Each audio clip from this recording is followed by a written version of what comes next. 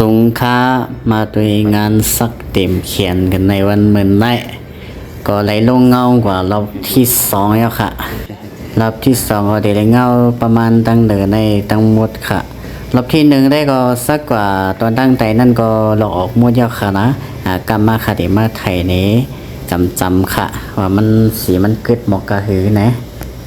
ก็รอบที่มาได้ก็มาลงสีมันค่ะเด็กเข้าในสีมันกำเหลวสีมันแต่อย่างน้อยก็นาที2 รอบค่ะนะงานอันในปีขอมมีต้นแบบมาสักอย่างค่ะก็เลยออกแบบปันตั้งแขน